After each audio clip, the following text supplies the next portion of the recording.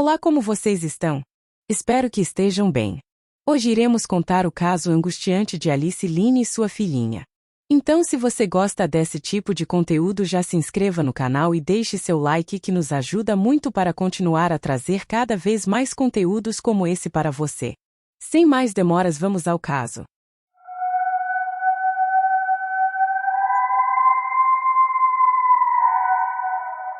Nasceu em um dia iluminado de 4 de março de 1948, Alice Line Murchison viu a luz pela primeira vez em Wataken, na deslumbrante Nova Zelândia. Filha de pais amorosos e do dedicado pastor Clive Martinson, seu coração já pulsava com compaixão desde o início. Em 1949, a família decidiu buscar novos horizontes, deslocando-se para a vibrante Austrália. Desde tenra idade, Alice foi impregnada com valores de empatia, aprendendo a buscar a esperança mesmo nos momentos mais sombrios da existência. Criada sob os ensinamentos paternos, tornou-se uma alma sensível, capaz de encontrar luz onde outros só viam escuridão. Em um lar cristão, como o da sua tia, mergulhou nas práticas da Igreja Adventista do Sétimo Dia. Foi ali que seu caminho cruzou com o do seu amado futuro esposo, Timberline. Michael, um dedicado pastor, e Alice uniram suas vidas em sagrado matrimônio no dia 18 de novembro de 1969. Durante os anos 70, o casal abençoado recebeu a dádiva de 2 filhos varões. O primogênito, Aidan, veio ao mundo em 2 de outubro de 1973, seguido por Reg, nascido em 16 de abril de 1976. Os primeiros anos de casamento foram marcados por aventuras na paradisíaca Tasmânia. Mais tarde, decidiram estabelecer raízes no norte do estado australiano. Em meio a essa jornada de amor e fé, em 11 de junho de 1980, Alice deu à luz sua primeira filha, a doce Zélia Chatel Lauren Chamberlain. A pequena veio ao mundo em Malte, uma pitoresca cidadezinha onde a família havia se instalado. Pouco tempo depois, com apenas 2 meses de vida, a pequena Zara embarcou em uma aventura que mudaria suas vidas para sempre. Num sábado ensolarado de 16 de agosto, a família decidiu fazer uma viagem de acampamento para explorar as maravilhas do coração da Austrália. O destino era o majestoso Uluru, uma formação geológica imponente e mágica, conhecida também como a Ayers Rock ou The Rock. Enquanto exploravam as grutas adornadas com pinturas ancestrais, um ônibus de turistas se aproximou. Michael, sempre ávido por registros fotográficos, começou a interagir com os visitantes, enquanto os meninos se divertiam no topo da rocha com Alice. Ela sentiu um arrepio percorrer sua espinha quando percebeu olhares fixos sobre si. Virou-se lentamente para identificar a fonte desse desconforto, apenas para encontrar um dingo a encarando com seus olhos penetrantes. Uma estranha conexão pareceu se formar entre eles, enquanto os filhos tentavam atrair a atenção do animal, em vão. O dingo, maior predador terrestre da Austrália, estava ali, imóvel, desafiando-a com sua presença silenciosa. Naquela noite inaugural de acampamento, 6 casais compartilhavam histórias ao redor de uma fogueira, enquanto as crianças dormiam na barraca. Um choro agudo, quase imperceptível, ecoou na escuridão, despertando preocupação. Michael, ouvindo o som fugaz, hesitou, incerto se era realidade ou mera ilusão. Outros presentes confirmaram a presença do choro, sugerindo ser das crianças. Agora, cabia a Lindy verificar o bem-estar dos pequenos. No caminho à barraca, um vislumbre de algo sinistro fez seu coração disparar. Um dingo rondava, inexplicavelmente próximo. O pânico tomou conta dela ao imaginar o pior. Quando chegou à barraca, um vazio doloroso a recebeu. O bebê não estava lá. O desespero tomou conta dela enquanto gritava por uma lanterna, percebendo que seu precioso filho havia desaparecido. O filho mais velho, Heitor, seguia seus passos, testemunhando a tragédia se desdobrar. Ele, inconscientemente, deixará a barraca entreaberta, um erro que o corroía de culpa mais tarde.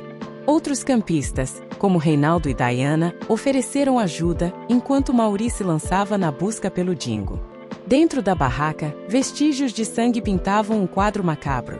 O outro filho do casal, Ragni, confirmou ter visto o dingo próximo à barraca.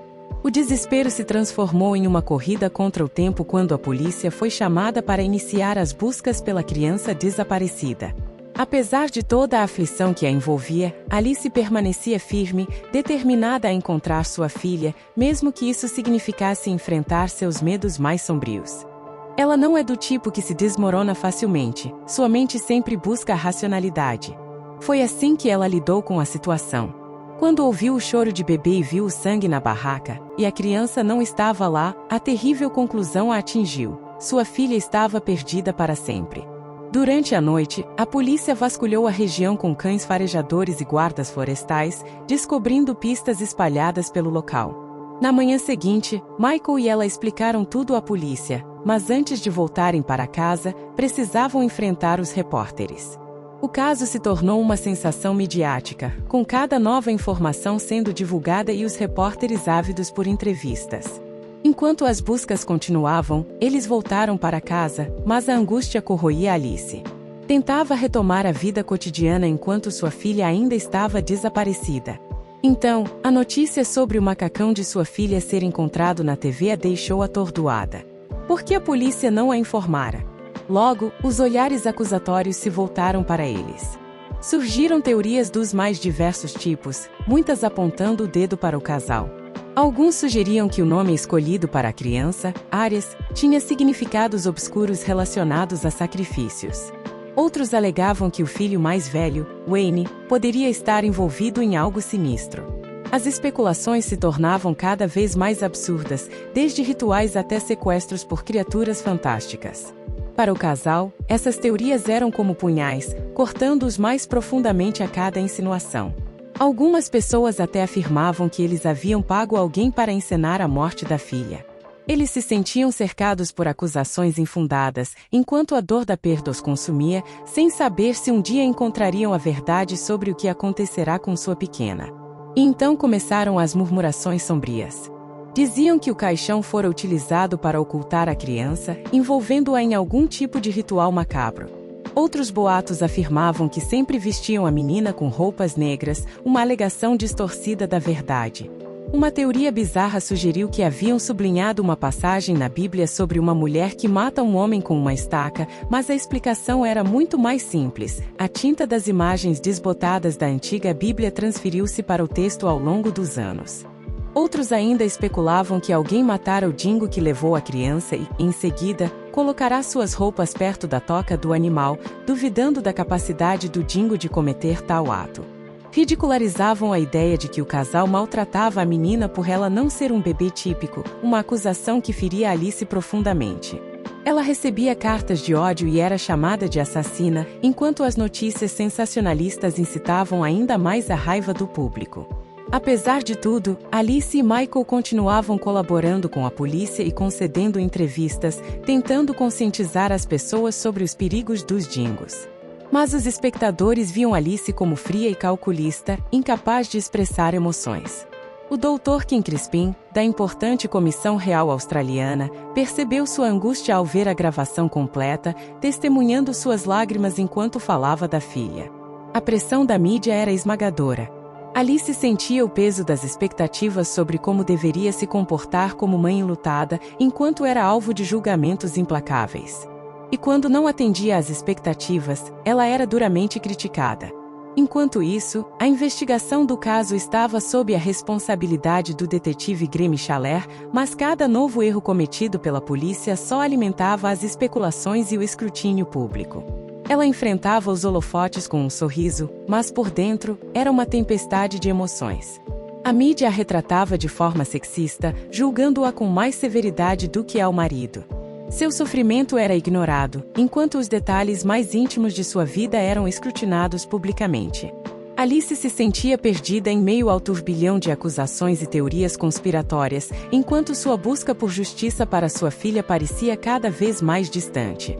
Eles chegaram ao local do incidente, encontrando a barraca manchada de sangue. Porém, a análise dessa evidência foi adiada, resultando em danos à amostra. Além disso, a câmera policial falhou, privando-os de registros visuais. Quando o macacão foi descoberto por um casal, a polícia não estava presente para documentar a cena. Um fotógrafo amador foi chamado às pressas, mas suas manipulações inadvertidas levantaram dúvidas sobre a autenticidade das imagens. O O casal que encontrou a roupa testemunhou que a versão divulgada das fotos não refletia com precisão a condição em que encontraram o macacão. Relataram também que, ao chegar, a primeira ação dos policiais foi remover a peça do local, negando veementemente tal ação durante o inquérito. Os rastreadores aborígenes, por sua vez, delinearam o caminho percorrido pelo dingo desde a barraca até onde ele supostamente depositara o bebê. Alice começou a receber cartas de pessoas que haviam sofrido ataques de dingos, fortalecendo sua narrativa. Mais de 2 semanas antes do desaparecimento de sua filha, o chefe da guarda local alertara sobre a ameaça dos dingos famintos e solicitara autorização para abatê-los. Na mesma área onde ocorreu o desaparecimento, os dingos haviam assediado a família West, mordendo a filha do casal, o que deixou todos em estado de choque. Dentista Kennedy Brown, especialista em dingos, descartou a possibilidade de os buracos no macacão serem resultado de ataques animais. No tribunal, demonstrou experimentalmente que os dentes de um dingo não poderiam penetrar no tecido com a mesma eficácia. No entanto, o engenheiro las contradisse essas conclusões, citando exemplos de dingos capazes de cortar materiais resistentes. Enquanto a controvérsia se intensificava, os pais de Arias aguardavam ansiosamente a descoberta do casaco de tricô da menina, acreditando que isso poderia fornecer uma peça crucial para a investigação. O chefe da polícia convocou uma coletiva de imprensa para esclarecer as evidências e informações do caso, diante do turbilhão de teorias e falsidades que envolviam o incidente. A audiência televisiva foi massiva, e ele enfatizou a credibilidade das provas apresentadas pelo Chamberlain, respaldadas por testemunhas oculares e especialistas. Criticou a polícia pela investigação imprecisa e o governo por negligenciar os alertas sobre os perigos dos dingos. Segundo o relatório policial, o dingo teria causado fraturas na base do crânio e no pescoço da criança. Não havia indícios de envolvimento dos pais ou de testemunhas na morte da menina. No entanto, surgia a suspeita de intervenção humana após o ataque do animal. 6 meses após o incidente, o inquérito absolveu os pais, mas deixou em aberto a possibilidade de interferência externa. Pressionado pelas críticas, o dentista Kennedy Brown viajou para Londres, onde entregou evidências para exame forense. A patologista concluiu que a criança não fora morta por um dingo, mas sim sufocada enquanto sua garganta era cortada. A polícia agora investigava possíveis motivações para esse crime brutal, considerando a possibilidade de uma segunda agressão após a morte inicial da criança. A teoria do patologista sugeria que Alice retornou ao acampamento com a criança, mas em meio à confusão, deixou a menina na barraca e retornou à área comum. Ao perceber o silêncio da criança, alertou sobre o ataque do dingo, mas na realidade, a menina já estava sufocando. Essa narrativa angustiante levantava mais perguntas do que respostas, aumentando a agonia da família Chamberlain em busca da verdade.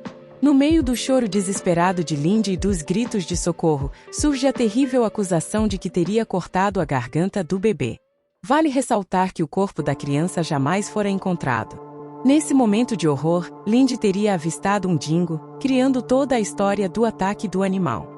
Mas agora, em minha opinião, isso não faz sentido algum. Se ela realmente tivesse feito isso, onde estaria o corpo do bebê?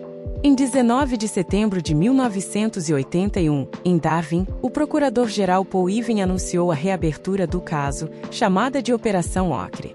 Nessa época, a família estava residindo em Corina Bay. Antes mesmo de saírem para a igreja, a polícia bateu à porta. Wayne, o filho mais velho, atendeu, e rapidamente o policial anunciou que o caso estava sendo reaberto e que precisavam investigar a casa. A residência foi cercada por policiais, com helicópteros sobrevoando e equipes de jornalistas aguardando do lado de fora. A família estava sendo vigiada 24 horas por dia. A polícia buscava interrogar todos os casais que estiveram presentes no dia do desaparecimento de Azaria. Após o relatório do patologista, que sugeriu o assassinato do bebê por Lindy, os policiais começaram uma busca frenética por evidências que corroborassem essa teoria. As testemunhas mantiveram suas versões originais, sem alterações, apesar da insistência policial. Relataram que os policiais pressionavam, tentando induzi-los a concordar que o choro de Azaria cessara antes de ela ser levada de volta ao acampamento. Houve até mesmo insinuações de que a polícia já considerava Lindy culpada, tentando reunir informações para incriminá-la. A casa do Chamberlain foi vasculhada, e tanto Lindy quanto Michael foram levados para a delegacia. O detetive Shaud levou Lindy, gravando secretamente na esperança de obter uma confissão, mas sem sucesso. O delegado chegou a sugerir a teoria de Cameron, de que a garganta da criança havia sido cortada, intensificando ainda mais as acusações. O pesadelo da família Chamberlain estava longe de terminar. As revelações feitas pela bióloga forense Joy Kuhl, durante a Operação Ocre, colocaram a família Chamberlain novamente sob os holofotes da mídia. O carro da família foi apreendido e minuciosamente examinado. As descobertas feitas não foram divulgadas na época, mas foram suficientes para invalidar as evidências do primeiro inquérito. Assim, um segundo inquérito foi convocado, gerando grande especulação e agitação na mídia e entre os curiosos que se aglomeravam do lado de fora do tribunal. Em 14 de dezembro de 1981, teve início o segundo inquérito, liderado pelo chefe de investigação Gary Galvin e pelo promotor de justiça Ted Starts. As testemunhas eram pressionadas a corroborar apenas com o que a acusação queria ouvir. Desta vez, o caso baseava-se nas conclusões de Kerma, apoiadas pelas evidências apresentadas por Joy Kuhl. Kuhl afirmou ter encontrado vestígios de sangue fetal dentro do carro do Chamberlain, correspondendo ao tipo sanguíneo de um bebê da idade de Azaria. Manchas de sangue foram encontradas nos assentos, console e até mesmo no rádio do veículo. Ela apontou ainda para evidências de respingos de sangue sob o painel do lado do passageiro. Entretanto, Kuhl era conhecida por adaptar suas conclusões de acordo com os interesses da polícia, resultando em testes imprecisos do ponto de vista forense. Enquanto isso, a teoria proposta pela promotoria indicava Lindy como a responsável pelo assassinato de Azaria, com a suposta ajuda de Michael. A acusação sugeria que Lindy teria levado a bebê até o carro, onde cortou sua garganta e ocultou o corpo em uma bolsa para a câmera, tudo em um intervalo de apenas 10 minutos. O governo, incomodado com o impacto negativo do incidente de Azaria sobre o turismo local, desejava responsabilizar os seres humanos pelo ocorrido, especialmente a mãe. O coronel Galvão considerou que havia provas suficientes para levar o caso a julgamento. O casal, enquanto isso, já planejava ter outro filho, mantendo em segredo o fato de que esperavam uma menina. A promotoria estava determinada a trazer James Cameron para prestar depoimento na Inglaterra, mas devido a um compromisso anterior, o julgamento foi adiado para acomodar sua agenda. Finalmente, em 13 de setembro de 1982, na Suprema Corte de Darwin, teve início um dos julgamentos mais aguardados da Austrália.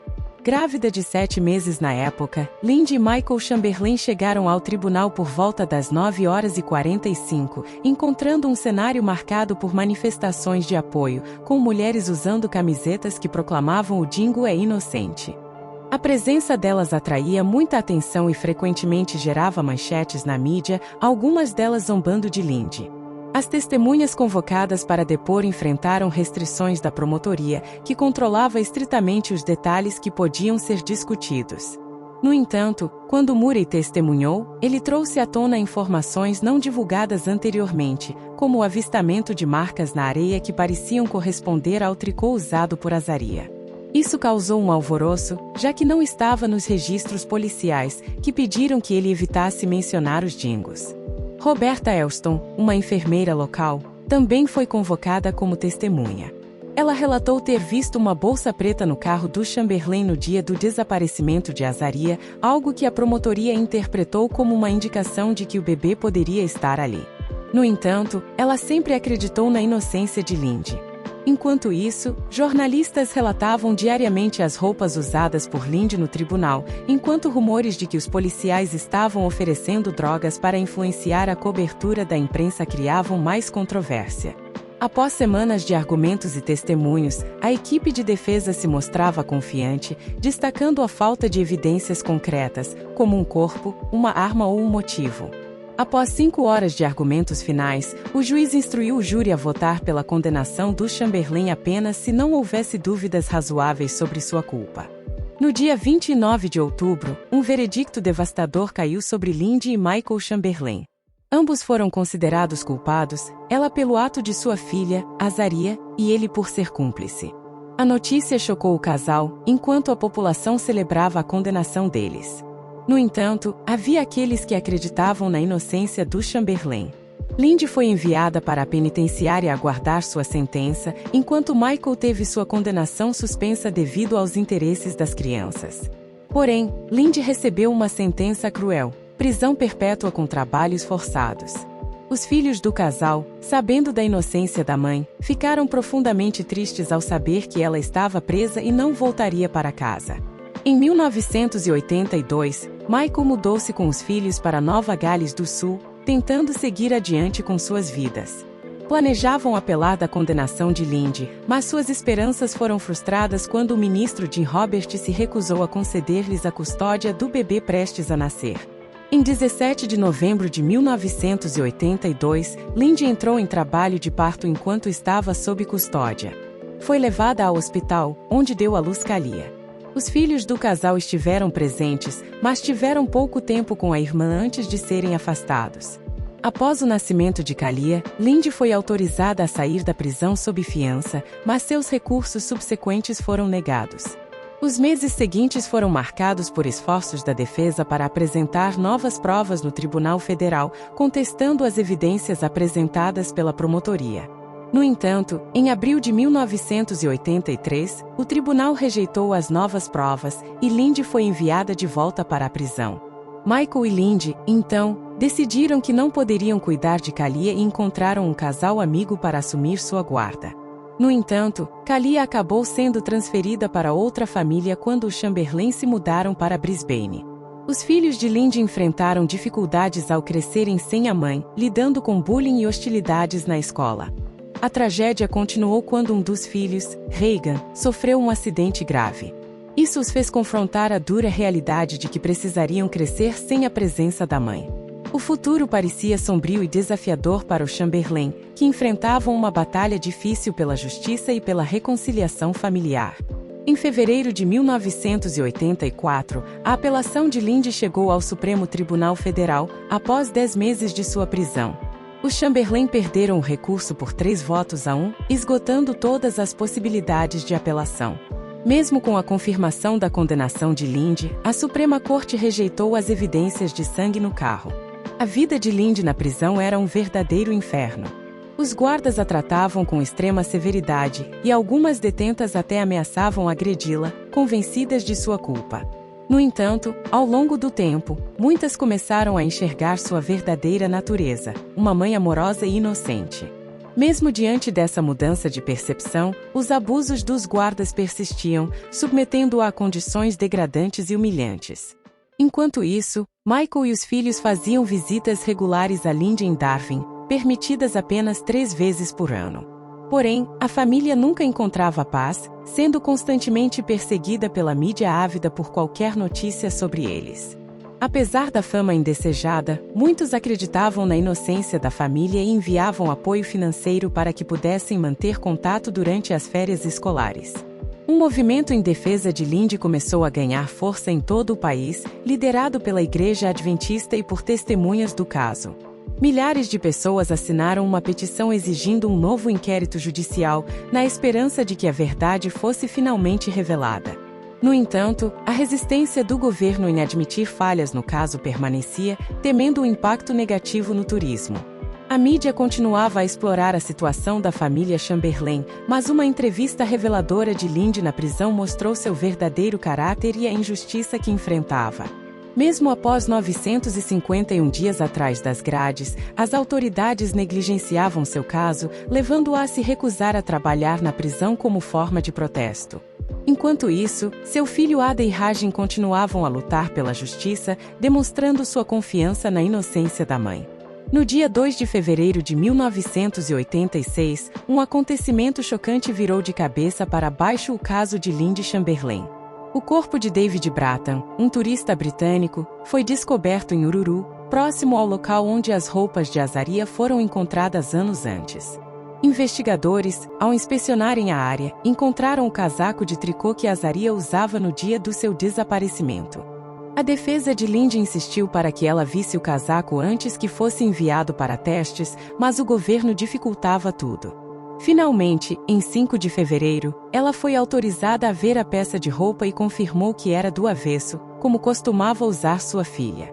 Isso mudou o rumo do julgamento, pois antes a promotoria a acusava de mentir sobre a existência do casaco, mas agora a verdade estava clara. Após 1.035 dias na prisão, essa nova evidência fez com que o governo do Território Norte tomasse uma decisão histórica: anular a condenação de Lindy. No dia 7 de fevereiro de 1986, ela foi libertada novamente, mas a vida fora das grades não foi fácil. Ela se deparou com dificuldades para readaptar-se à rotina, especialmente com alimentos e o barulho de uma cama. A família Chamberlain enfrentou desafios financeiros, tendo esgotado seus recursos na luta pela liberdade de Lindy. A cobrança por entrevistas foi criticada por alguns, mas era uma tentativa desesperada de recuperar o que haviam perdido. Com a libertação de Lindy, surgiram questionamentos sobre a credibilidade do governo, que se viu obrigado a estabelecer uma comissão real de inquérito para investigar as condenações de Michael e Lindy. O retorno a Darwin foi marcado pela hostilidade da comunidade local, mas desta vez as testemunhas estavam livres para falar a verdade. Adam, o filho mais velho, reiterou seu testemunho anterior, e outras testemunhas apoiaram a versão de Lindy. Um casal de Vitória, os Max, relatou um ataque de dingo que sofreram meses antes da tragédia de Azaria, um incidente que havia sido ignorado no primeiro inquérito em 1980. Eles estavam prestes a deixar o acampamento, uma família ansiosa por uma escapada tranquila. Mas o destino pregou uma peça terrível quando, sem perceber, deixaram 2 crianças no carro, com as portas abertas para manter a luz acesa. Enquanto arrumavam algumas coisas na van, um grito ecoou, cortando o ar. Correram para ver o que estava acontecendo e se depararam com uma cena aterradora. Amanda, uma das crianças, estava no chão, com um dingo ao lado dela. O marido de Amanda assustou o animal, mas o dano já estava feito. Amanda disse que o dingo entrou no carro e a puxou para fora. A defesa queria o testemunho deles em 1982, mas o casal estava fora do alcance das autoridades. Max, o pai, sabia que algo estava errado, pois tinha o comprovante do dia do acampamento, com seus nomes lá. Durante as investigações, descobriu-se que o detetive-chefe do primeiro inquérito estava escondendo informações cruciais. No tribunal, em 1987, a falta de sangue no carro foi confirmada, refutando uma evidência crucial usada na condenação. Emocionalmente abalada, Lindy desabou no tribunal, confrontando o promotor. O juiz reconheceu que se todas essas evidências tivessem sido apresentadas anteriormente, o caso teria sido diferente. Lindy foi perdoada, mas os Chamberlain recusaram, pois buscavam mais do que perdão, queriam ser considerados inocentes. A luta deles finalmente teve um desfecho em 15 de outubro de 1988, quando suas condenações foram anuladas. A vitória foi celebrada com a Festa da Vitória dos Chamberlain, mas as cicatrizes emocionais permaneceram. Perderam empregos, foram julgados, mas o apoio dos que estiveram ao lado deles nunca vacilou. Em 1988, o filme Evil Angels foi lançado, retratando sua versão da história. Lindy também publicou uma autobiografia, enquanto ela e Michael se divorciaram em 1991. Mesmo após o divórcio, o casal continuou lutando por uma compensação pelos anos de sofrimento. Houve controvérsias sobre a justiça financeira, mas, após 12 anos, o governo finalmente concedeu uma indenização. No entanto, o valor não cobriu todas as despesas legais. Lindy então se mudou para os Estados Unidos com os filhos, onde se casou novamente em 1992, encerrando um capítulo doloroso de suas vidas. Além disso, eles se mudaram para os Estados Unidos, enquanto Ada retornou à Austrália para concluir seus estudos. Michael, por sua vez, se casou novamente em 1994 e teve outra filha, chamada Zara, nascida em junho de 1996. Com sua nova esposa, ele se dedicou ao ensino e à escrita, publicando vários livros. Em 29 de novembro de 1995, eles retornaram ao tribunal com seu advogado para um terceiro inquérito. O chefe da investigação declarou que Lindy e Michael não tinham conexão com a morte de Azaria, mas não apontou o responsável. Ele afirmou que a causa da morte de Azaria era desconhecida. Em 2001, foi inaugurado um memorial para Azaria, e a família saiu do foco da mídia. No entanto, alguns eventos trouxeram o caso de volta à atenção pública. Em 2001, um menino de 9 anos chamado Clinton Gove foi morto após ser atacado por 2 dingos enquanto sua família acampava em Water Point, na Ilha Fraser. Uma semana depois, o acampamento foi fechado. Em 2004, um aposentado de Melbourne chamado Frank alegou ter atirado em um dingo em 1980 e encontrado um bebê em sua boca. Após investigações, a polícia decidiu não reabrir o caso, pois suas alegações careciam de credibilidade. Em 2010, no 30º aniversário da morte de Azaria, Lindy publicou uma carta aberta pedindo que a certidão de óbito refletisse o que realmente aconteceu com sua filha. Isso levou o governo a ordenar um inquérito para chegar a uma conclusão definitiva. 2 anos depois, em 2012, o inquérito foi realizado no tribunal, concluindo que os dingos eram capazes de pegar e matar um bebê. A causa da morte de Azaria foi considerada como consequência do ataque de um dingo. Em 9 de janeiro de 2017, Michael Chamberlain faleceu devido a complicações de um quadro de leucemia aguda. Este foi o desfecho do caso.